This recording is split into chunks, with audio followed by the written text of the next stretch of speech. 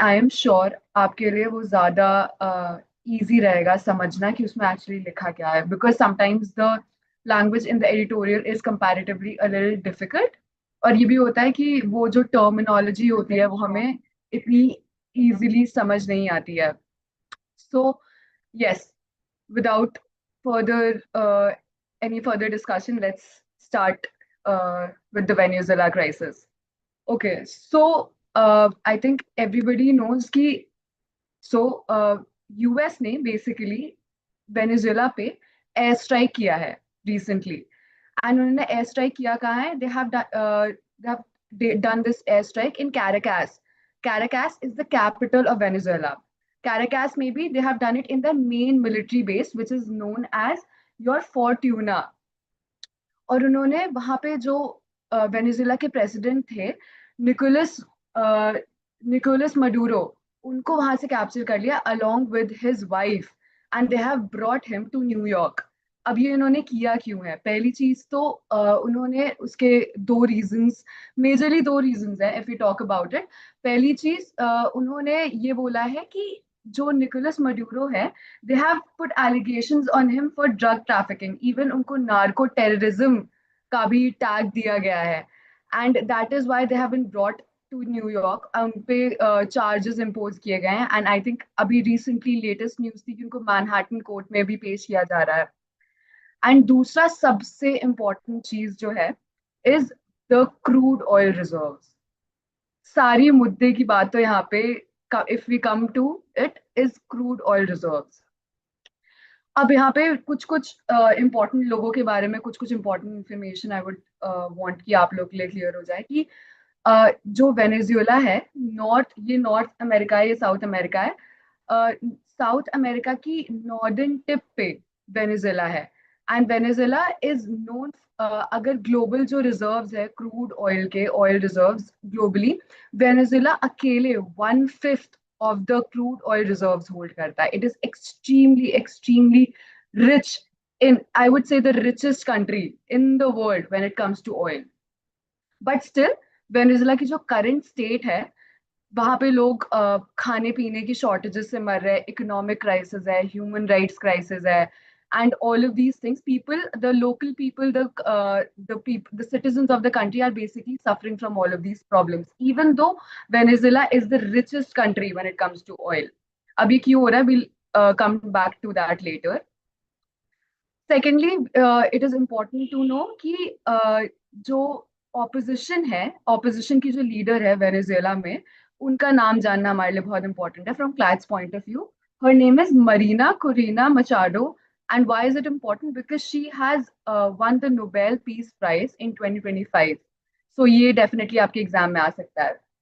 Apart from that, yes, now coming back कि जो ये एक्ट है of air strike from the US on Venezuela is now being recognized as an act of terrorism, as an act of aggression against Venezuela. And US ने ये बहुत ही aggressive action तो definitely लिया है. Apart from that, अब coming back to the oil reserves वाली बात, I told you that Venezuela is the richest country in the world when it comes to oil reserves, but still उनके यहाँ जो लोग हैं वो गरीबी में मर रहे हैं। Why is that? It is because, इसके लिए हमें थोड़ी सी हिस्ट्री समझनी पड़ेगी कि अगर आप लास्ट के दो प्रेसिडेंट्स देखें ऑफ वेनेजुएला, पहले ह्यूगो Chavez, he was the president of Venezuela from 1999 to 2013, and then we have Nicolas Maduro. He has been serving as the president from 2013 and until now he's been serving it. तो इन दोनों presidents ने जो भी अपनी policies थी regarding oil reserves, regarding oil exports, oil trade, वो काफी ज्यादा एंटी यूएस रख रखी थी।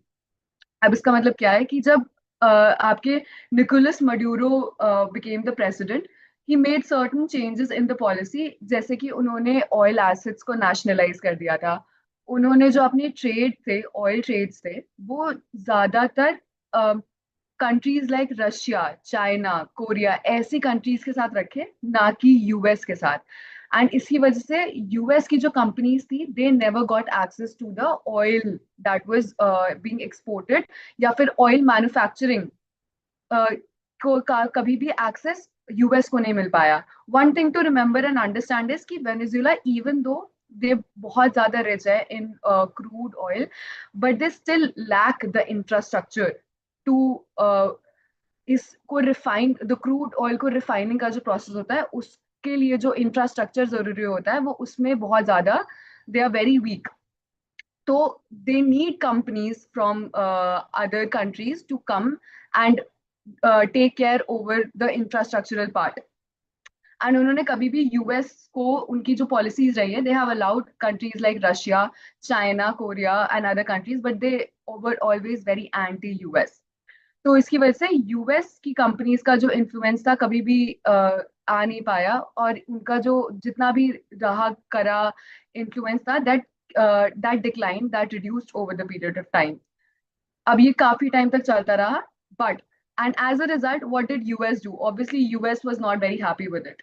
सो US as an act of retaliation उन्होंने सैंक्शंस इम्पोज करना शुरू कर दिया ओवर वेनेजुएला. उन्होंने दे मेड श्योर कि ऐसे सैंक्शंस वो इम्पोज करें दैट उनके जो ऑयल ट्रेड है with other countries that gets hampered. Even जो कंपनीज जो स्टिल उनके साथ एक्सपोर्ट या ट्रेड करने में इंटरेस्टेड थी, उन्होंने उनके ऊपर भी सैंक्शंस इम्पोज करने शुरू कर दिए.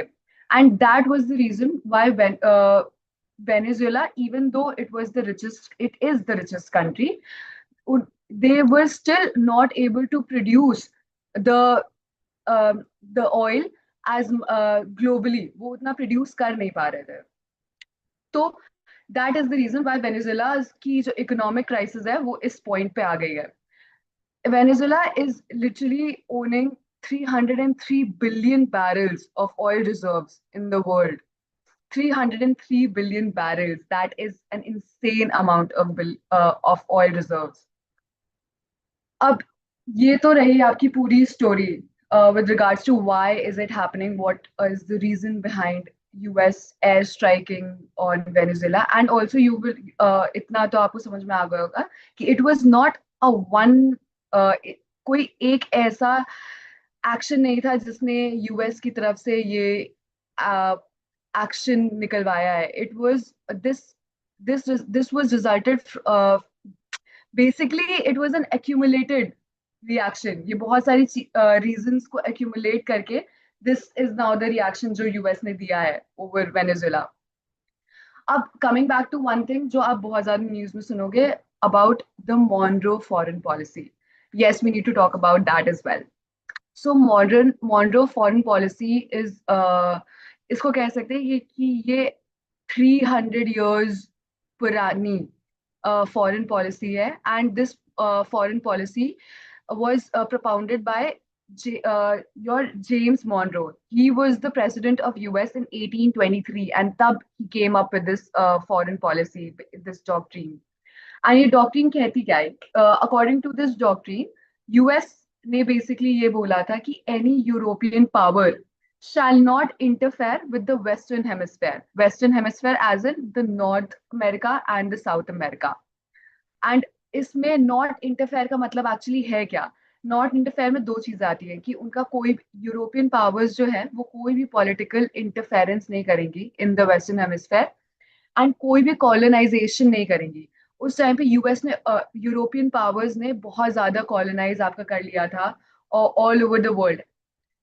तो उन्होंने दो चीजें सीधे बोली थी, कोई पॉलिटिकल इन्फ्लुएंस नहीं होगा एंड कोई भी एक्ट ऑफ कॉलोनाइजेशन नहीं होगा. एंड एनी सच एक्ट जो भी इन कैटेगरी में आता है would be regarded as a hostile act against US, and US as an act of retaliation कोई भी measures ले सकता है. तो ये 300 years पुरानी डॉक्ट्रिन थी जो यूएस फॉरेन पॉलिसी थी जो यूएस बेसिकली फॉलो कर रहा था.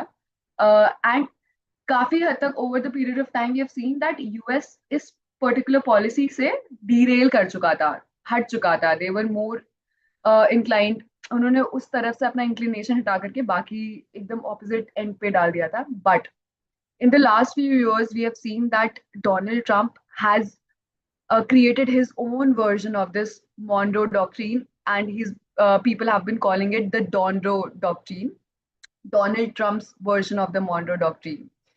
एंड इसको हम डेफिनेटली देख सकते हैं in regards to his air strikes जो उन्होंने सीरिया पे करी थी, नाइजीरिया पे करी है।